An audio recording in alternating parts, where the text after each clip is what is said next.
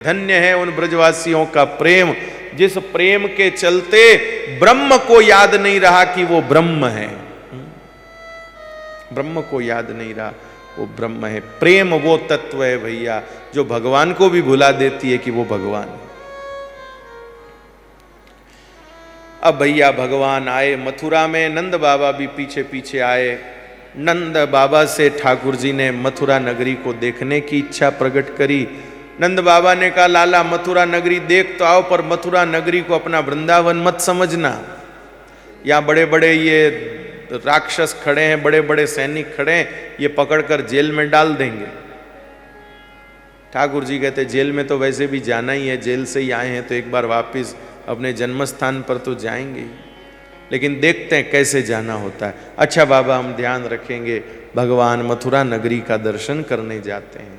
मार्ग में एक घाट पर एक धोबी वस्त्र धो रहा था, तो श्री भगवान ने उसको कहा, भैया तुम्हारे ये वस्त्र बड़े अच्छे हैं, क्या जरा मुझे तुम इसमें से 2-4 वस्त्र दे सकते हो? धोबी ने कहा, बड़े आए मुंह देखा है, वस्त्र दे सकते हो, तुम्हारे बाप दादाओं ने भी कभी ऐसे पहने, भागो यहां से, छोरे कहीं के गांव के, निकलो भागो। ठाकुर जी ने कहा, भैया जब हम तुमसे प्रेम से बात कर रहे तो तुम हमको गाली गलौज काय को कर रहे? अरे उपदेश मत दे, जाता है कि दूं एक। ठाकुर जी का नहीं, आप तकलीफ मत करो, एक मैं दे देता हूं। और ठाकुर जी ने ऐसा जोर का तमाचा लगाया, तमाचा लगते ही भैया उसकी तो गर्दन ही नीचे आ गई। छोटे छोटे जो धोबी थे वो सब भग गए कपड़ा छोड़ छोड़ के।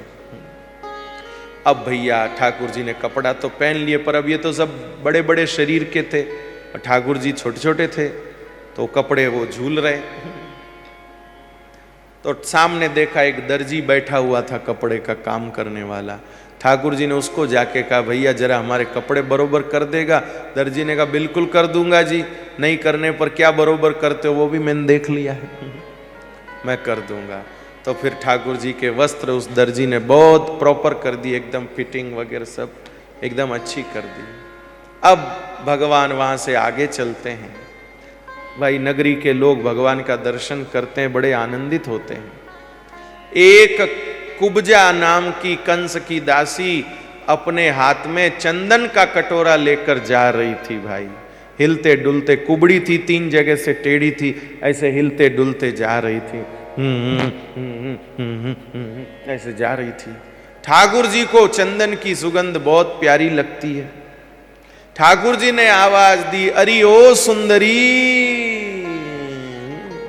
और जैसे ही ठाकुर जी ने कहा, अरे ओ सुंदरी, के कुब्जा ने मुड़ के देखा कि मेरे को सुंदरी कहने वाला कौन आया। कुब्जा ने देखा बड़ा प्यारा एक बालक खड़ा है।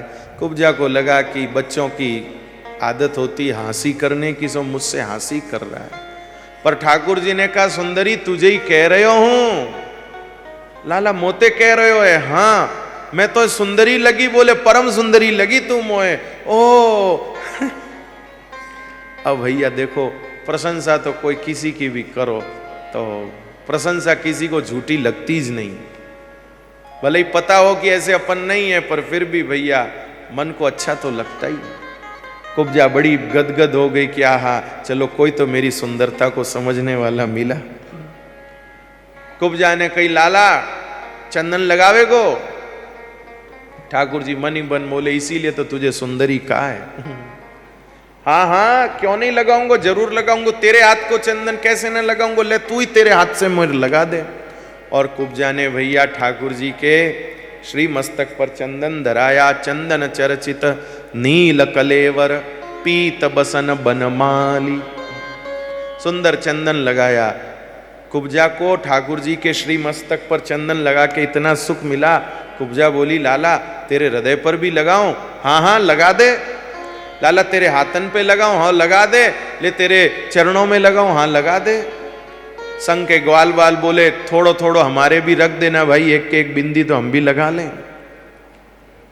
देखो कैसो चंदन लगायो। अरे हाथन पे कौन चंदन लगावे है, छाती पे कौन चंदन लगावे है? ठाकुर जी ने कही, लगा लेन देना भाई, तेरो का जा रहे हो या मैं? अपने घर को कछु गयो का? मुफत को चंदन, घिस मेरे नंदन। तू भी लगा, पिताजी के भी लगा, या में अपनों का गा रहे हो, लगान दो।